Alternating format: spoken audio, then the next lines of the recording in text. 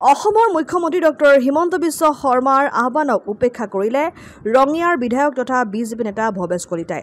অসমৰ মুখ্যমন্ত্ৰীগৰাকীৰ স্পষ্ট আহ্বানক অমান্য কৰি নিৰ্বাচনৰ কাউণ্টিং হলত প্ৰৱেশ কৰি তীব্ৰ বিতৰ্কৰ সৃষ্টি কৰাৰ অভিযোগ ৰাজ্যিক বিজেপিৰ প্ৰাক্তন সভাপতি তথা ৰঙিয়াৰ বিধায়ক ভৱেশ কলিতাৰ বিৰুদ্ধে।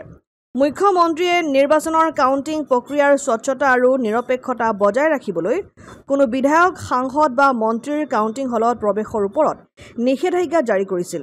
কিন্তু ভৱেশ কলিতাই এই আহ্বান উপেক্ষা কৰি বিজেপিৰ প্ৰায় 10 গৰাকী নেতা কৰ্মীৰ সৈতে কাউণ্টিং হলত প্ৰৱেশ কৰে, যাৰ ফলত ৰঙিয়াৰ ৰাজনৈতিক মহলত তীব্ৰ প্ৰতিক্ৰিয়াৰ সৃষ্টি হৈছে। এই ঘটনাই স্থানীয় লোকৰ মাজতো ব্যাপক চৰ্চাৰ সৃষ্টি কৰিছে।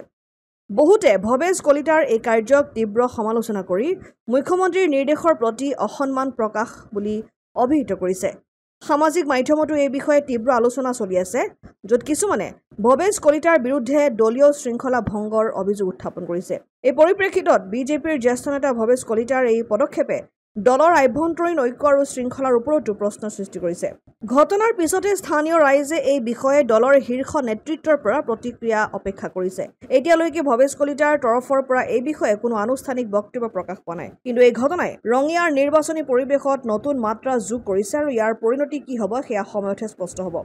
মাননীয় মুখ্যমন্ত্ৰী মহোদয়ে কৈছে যে কোনো কাউণ্টিং হলতে আমাৰ নিৰ্বাচনৰ পঞ্চায়ত নিৰ্বাচনৰ যে কোনো মন্ত্ৰী বিধায়ক বা সাংসদৰ প্ৰৱেশ নিষেধ বা তেওঁ যিটো মানা কৰিছে। কিন্তু আমি দেখিছোঁ ৰঙিয়াত আজি আমাৰ এই ৰঙিয়া নিৰ্বাচনী কাৰ্যালয়ত আমাৰ গণনা চলি আছে। তাত কিন্তু আমাৰ ৰঙিয়াৰ বিধায়ক ভৱেশ কলিতা ডাঙৰীয়াই আহিছে আৰু প্ৰৱেশ কৰিছে।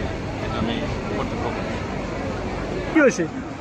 আমি এটা নিউজত পাইছোঁ যে অসমৰ মাননীয় মুখ্যমন্ত্ৰী ডাঙৰীয়াই বিধায়কসকলক কাউণ্টিং হলত ভিতৰলৈ যাবলৈ মানা কৰা ৰিকুৱেষ্ট কৰি যাব নালাগে বুলি কৈছে। তাৰপিছতো আমাৰ ৰঙিয়াৰ বিধায়ক ভৱেশ কলিতা ডাঙৰীয়াই কাউণ্টিং হলবিলাকত তেওঁলোকে এই লগোৱা লিখিৰি লৈ তেওঁলোকে কাউণ্টিং হলত সোমাইছে। এইটো লজ্জাজনক, এইটো লজ্জাজনক কথা। ৰঙিয়াৰ পৰা আইনাল হুছেইনৰ ৰিপৰ্ট, অসম আদিত্য।